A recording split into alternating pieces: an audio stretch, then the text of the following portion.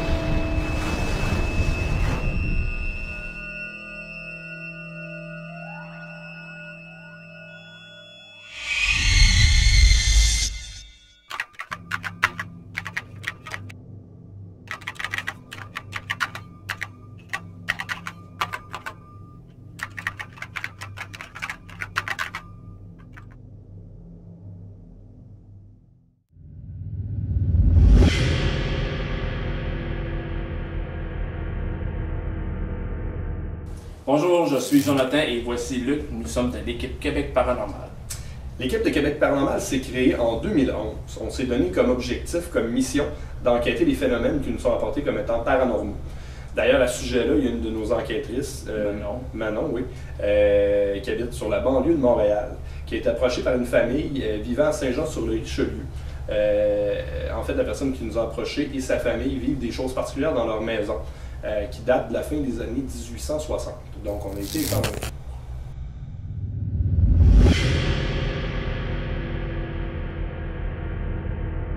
Arrivé sur les lieux, on s'est présenté aux gens de la maison. On a commencé à écouter les problèmes qu'il y avait dans la maison. On a fait une tournée de la maison, bien évidemment, pour être au courant d'où est-ce que se passaient les différents événements. Par la suite, on a essayé de trouver des réponses rationnelles avec qu'est-ce qui se passait, avec qu'est-ce qu'ils nous ont conté. Exactement. Après ça, on a installé l'équipement. On s'est mis à enregistrer, poser des questions pour essayer d'avoir le plus possible d'interaction. Suite à notre enquête, nous sommes redescendus à Québec. Les jours qui ont suivi, on a eu plusieurs heures de vidéos à analyser, de l'audio, ainsi que plusieurs centaines de photos à regarder.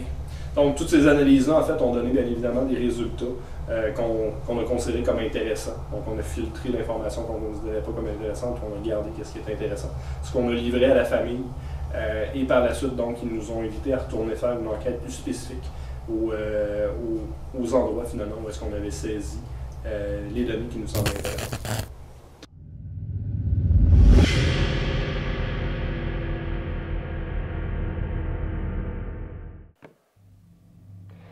Pour la deuxième enquête à Saint-Jean-sur-le-Richelieu, quand on est arrivé là-bas, bien évidemment, on a commencé par saluer la famille et leur remercier de leur accueil.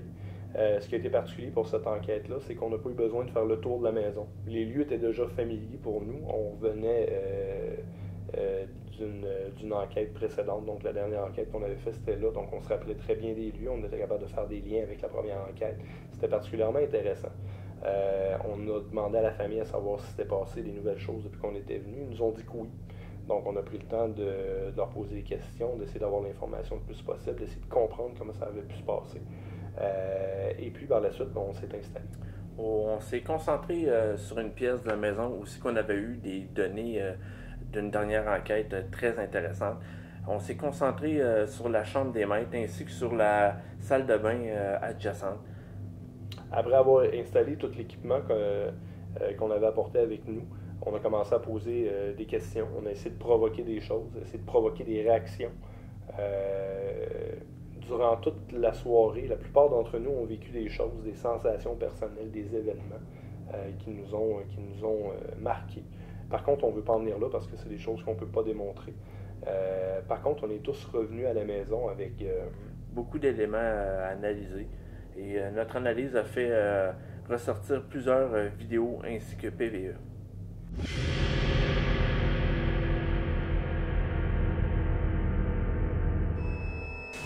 C'est ça, Samuel était dans la douche, moi je suis partie pendant le temps que j'étais en bas, puis quand il criait au meurtre, puis il criait, puis maman, maman, puis il pleurait, puis il s'est mis en petite boule là. Puis jusqu'à temps que j'arrive. Puis quand il est sorti, il s'est mis là par terre, puis il s'est en petite boule. Puis il pleurait. Il voit des ombrages. C'est ce qu'il disait.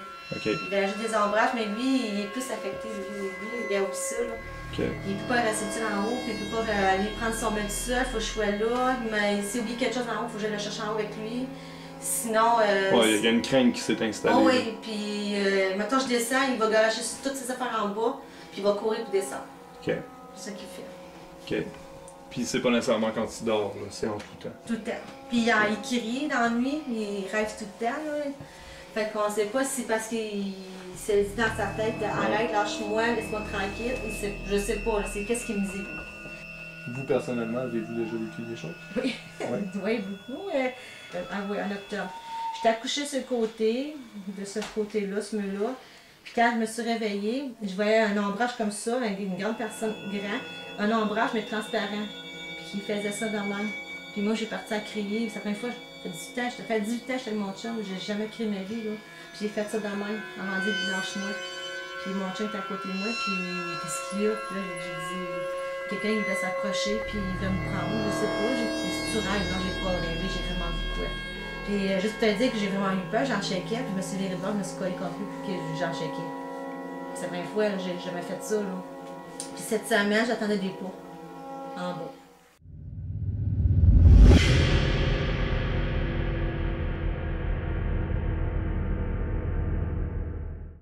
Un PVE, c'est un phénomène de voix électronique. En fait, c'est capté grâce aux outils qu'on utilise pendant les enquêtes. Ça peut être par nos caméras numériques, ça peut être par nos enregistreuses numériques, surtout parce qu'ils sont beaucoup plus sensibles.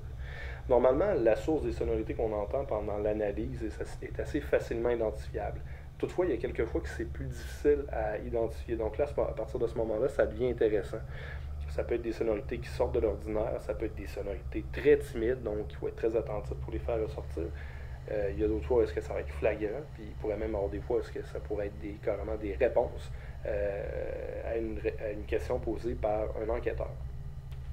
Notre premier PVE se passe même avant le début de l'enquête.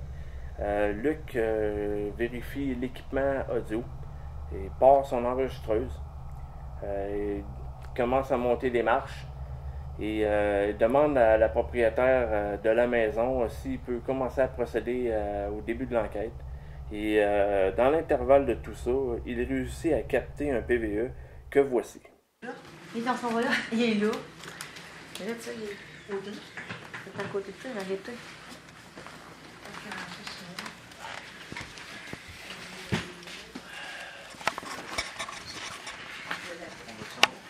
Je pense que oui. Il est dans son là, il est là. Mais là, tu sais, il est au gris. C'est à côté de ça, il a arrêté.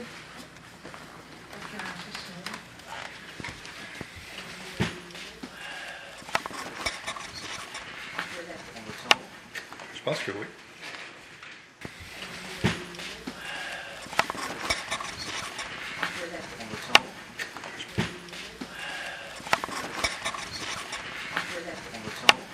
Je pense que oui. Pour ce deuxième PVE-là, en fait, toute l'équipe se trouve dans la chambre des maîtres. En fait, c'est là où est-ce qu'on a installé notre équipement. Donc, on se trouve tous dans la chambre des maîtres. Il y a des courants d'air froid qui parcourent la pièce depuis le départ. Jonathan est actif au niveau des questions, pose beaucoup de questions. Il se dirige vers la chambre de bain, s'assoit, pose une question. Il obtient peut-être une réponse. Présentement, je suis dans la salle de bain. Vous pouvez vous manifester.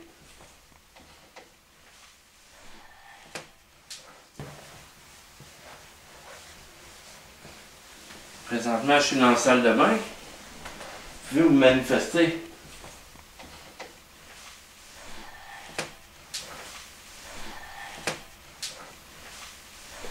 Pour ce troisième PVE, Luc s'intéresse à un portrait d'un enfant que l'on a déplacé du rez-de-chaussée à la chambre des maîtres dans le but de créer des réactions. Ouvrez bien grand vos oreilles. Est-ce que c'est un membre de votre famille qui est sur la photo? C'est qui cette personne-là? Anthony, on ne sait pas, hein? Non. On ne sait pas c'est qui. Est-ce que ça serait possible de nommer cette personne-là, s'il vous plaît?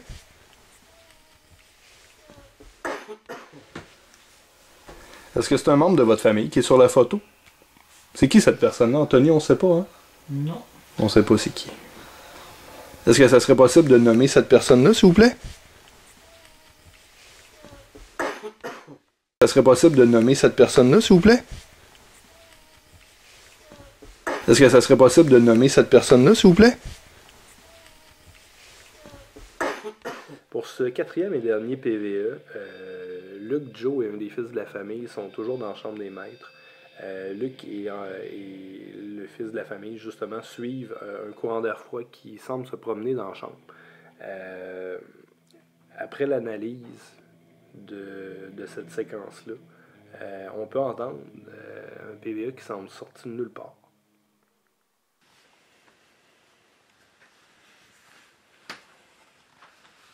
Je vais juste mettre ça à côté là. Excuse-moi si je te touche.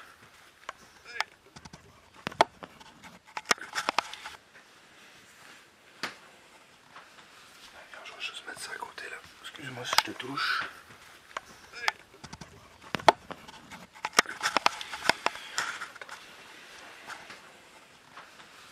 Je vais juste mettre ça à côté là. Excuse-moi si je te touche.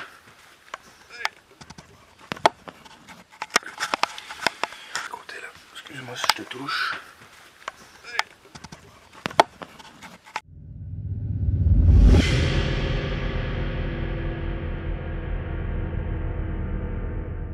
Comme Jonathan l'a dit précédemment, on est reparti à la maison avec des séquences vidéo, plusieurs heures de séquences vidéo à analyser. Les vidéos sont intéressantes parce qu'ils nous permettent de nous remettre en contexte dans les enquêtes et de pouvoir voir si on n'aurait pas saisi des choses grâce à elles. En fait, durant l'enquête à Saint-Jean-sur-Richelieu, on a pu saisir ce qui pourrait être vu comme des orbes. Un orbe, en fait, c'est une forme indéfinie qui crée et qui projette sa propre lumière. Puis on pourrait dire aussi que son mouvement peut être aléatoire. En fait, c'est une boule d'énergie visible. Attention, il faut être très critique, parce qu'une caméra avec l'option vision de nuit, ça émène une lumière infrarouge qui est reflétée par les objets qui l'entourent. Donc, une mousse, une plume, un poil, une poussière, ce que vous voulez, qui passe devant la caméra, ou plutôt qui passe devant la lumière, qui est reflétée par la caméra, peut nous donner l'impression que ce qui passe devant reflète sa propre lumière. Il faut être donc très critique. Dans cet extrait, on voit ce que l'on pourrait appeler un orbe faire le tour du cou de la dame. Remarquez bien, le mouvement aléatoire est rapide. Tu étais participante tantôt. T'étais participante, ça serait bien qu'on continue dans le même sens. Je sais que... Le d'attaque, là, c'est le temps. Ouais, attaquez-moi. Il y a plus...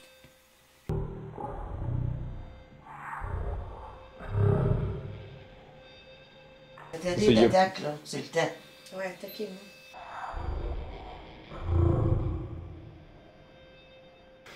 Vous avez été collaboratif à 2 reprises, en espérant que ce soit vous. Moi, ce que j'aimerais...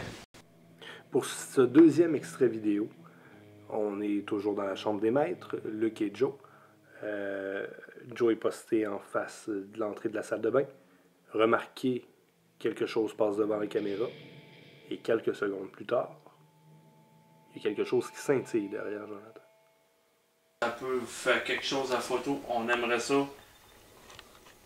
Avoir une réponse de vous. On aimerait ça qu'il se passe quelque chose.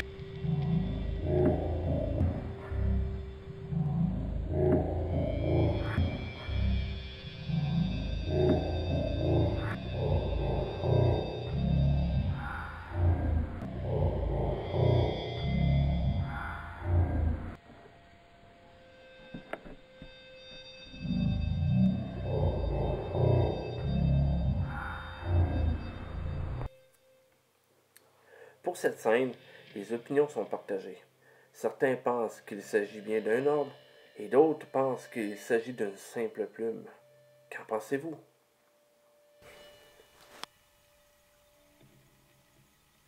On va vous attendre.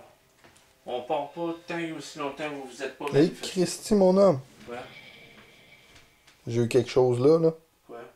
Il y a quelque chose qui est tombé, là. Hey, j'ai clairement vu quelque chose, Ici? là. Ouais. Ouais, je l'ai vu, moi, avec. Tu l'as vu? Mais c'est plus une boule d'énergie, comme. Écoute, là, j'ai vu de quoi tomber, là, c'est sûr. On part pas tant et aussi longtemps.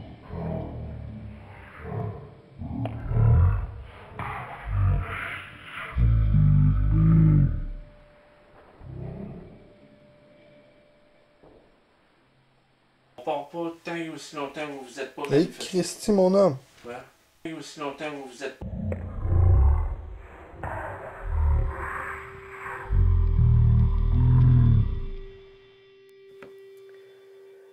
Pour cette dernière scène, une seule mise en contexte. Les deux enquêteurs étaient dans le noir. Une seule question, est-ce que ce que Luc a cru voir émettait sa propre lumière? K2. K2 que ça s'appelle. Ça sert à calculer les champs électromagnétiques que vous êtes censé dégager. Si vous vous approchez, si vous vous concentrez, filme sur ta gauche, sur ta droite. Vous êtes censé déclencher les champs électromagnétiques, les utiliser, les faire varier.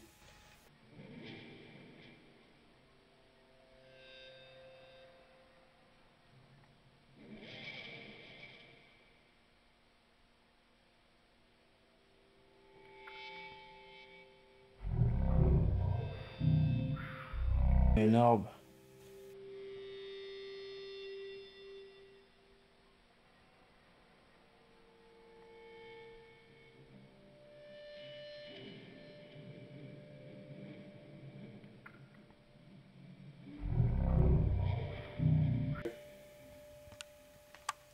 Bon, vous êtes parmi nous.